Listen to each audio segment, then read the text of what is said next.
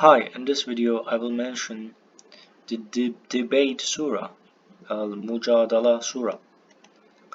So here in this surah, this is the only surah where the word Allah occurs in every verse. Most in the name of God, most gracious, most merciful. God has heard the woman who has debated with you about her husband and complained to God, and God heard everything the two of you discussed. God is hearer, seer. Those among you who estrange their wives by declaring them as forbidden in sex, as their mothers, know full well that they are not their mothers. Their mothers are the women who gave birth to them. Indeed, they are committing a blasphemy, a falsehood, and God is pardoner and forgiver. So this is very interesting. So it says estranging a wife by declaring that she's like one of one's mother was an ancient tradition in Arabia. And in another, so this is, and also there is a famous theory that we love women who look like our moms because our parents are affectionate towards us, and we learn love and other things from our mother. So, but I'm not sure that this verse is about it, and so that he basically insulting his wife, and in that case they reject to have physical relationship, and I guess that's what I understood from this. Those who estrange their wives in this manner, then reconcile thereafter, shall atone by. So there are several things. Those who estrange their wives in this manner, saying that you are like my uh, parents, like mom, and then reconcile thereafter.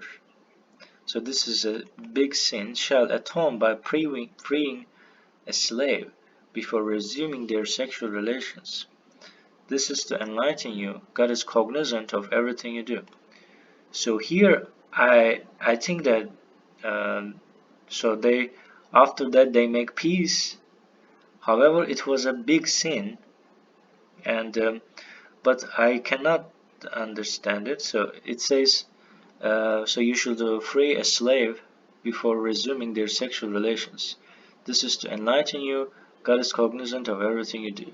So it may cause them sort of a problem. So this is somehow a taboo topic, and it may affect their relationship bad, I guess. So this is like a psychological situation that at some point they feel like they're mothers and they feel like guiltiness, and here freeing slave may help them.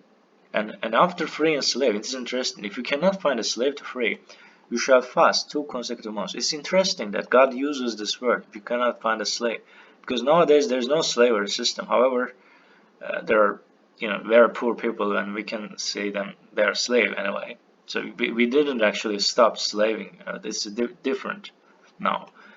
You shall fast 2 consecutive months. So it shows that it is a big sin before resuming sexual relations. And here I feel that so they also like they don't want to have physical relationship with their wife too. This is not only like maybe the insult, maybe sort of psychological problem. They feel guilty and they don't want to have sexual relationship again, maybe because of this. And that's why very interesting, but I'm not certainly sure.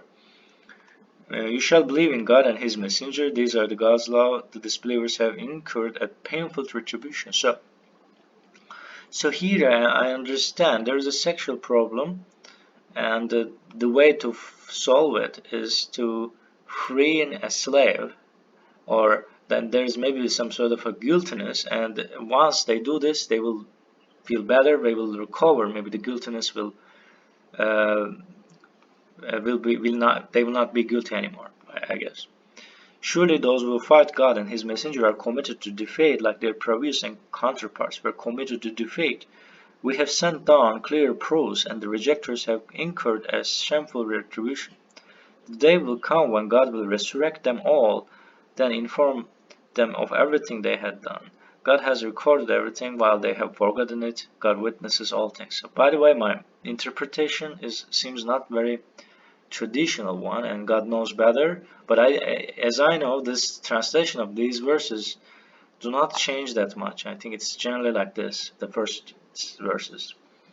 Do you not realize that God knows everything in the heavens and everything on earth? No three people can conspire secretly without him being their fourth, nor five without him being the sixth, nor less than that, nor more, without him being there with them wherever they may be. Then on the day of resurrection he will inform them of everything they had done. God is fully aware of all things. Have you noted those who were enjoined from conspiring secretly then insist on conspiring? They conspire. So here the surah generally mentions social events and social interactions. It's like a sociology surah, and this is all about sociology. And interestingly, God is repeated as mentioned here, occurs in every verse. Were enjoined conspiring secretly, and so conspiring is about like it's a social thing. When they come to you, they greet you with a greeting other than that decreed by God. And they say inside themselves, God will punish us for our utterances. Their requital is Jahannam, wherein they burn. What a miserable destiny. Oh, you will believe, if you have the comfort secretly, you shall not comfort to commit sin, transgression, to disobey the messenger. You shall comfort to work righteousness and piety, uh, being religious. You shall reverence God before whom you will be summoned. Secret conspiracy is the devil's idea through which he seeks to hurt those who believed. So, however, he cannot hurt them against God's will. In God the believers shall trust. Oh, you will believe, if you are told, please make room, you shall make room for each other to sit. God will then make room for you. If you are asked to get up and move, get up and move. God raises those among you who believe and those who acquire knowledge to higher ranks. God is fully cognizant of everything you do. It's also about social behavior. Oh, you believe, when you wish to confer with the messenger, you shall offer a charity before you do so. This is better for you and purer.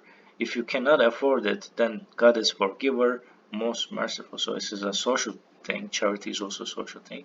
If you fail to give charity before conferring, then repent it thereafter.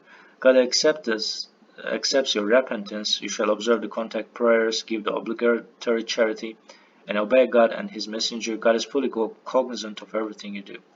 Have you noted those who befriended people with whom God is angry? They neither belong with you nor with them. They deliberately swear lies. So it's the same. Choose your friends. It's about social relationships. God has prepared for them a severe retribution. Miserable indeed is what they used to do. They use their oaths as a means of repelling from the path of God. Consequently, they have incurred a shameful retribution. Neither their money nor their children will help them against God. They have incurred the hellfire wherein they abide forever. The day will come when God resurrects them all. They will swear to Him then just as they swear to you now, thinking that they are really right. Indeed, they are the real liars. The devil has possessed them and has caused them to disregard God's message. These are the party of the devil, so it's also sociology related. Absolutely, the party of the devil are the losers. Surely those who oppose God and His messenger will be with the lawless. God has decreed, I and my messengers will most assuredly win. God is powerful, almighty, and also here there is a majority of people. You see, I and my messengers, there are more than two people, interestingly. So you will not find people who believe in God and the last day befriending those who oppose God. And so here also there are more than two, and His messenger, even if they were their parents, their children, their siblings, or their group, I guess it means their group, for these He decrees faith into their hearts and supports them with inspiration from Him and admits them into gardens with flowing streams wherein they abide forever. God is pleased with them and they are pleased with Him. These are the party of God, most assuredly. God's party are the winners. So here another sociological expression, God's party, in mentioning majority of people. So here we see that interestingly, to check the verse 7. Do you not realize that God knows everything in the heavens? No three people can conspire secretly without Him being there for. So this is also sort of emphasizing the crowd and That is very interesting. So this is the only surah distinctive, I guess, considering these verses, including more than two people, and always repeating the Allah. And that is all my explanation. And thanks for watching this video. If you this translation of this surah may change, you can read other surahs, and if you have any correction, if you think I made mistakes, you can correct me in the comments. And thanks again.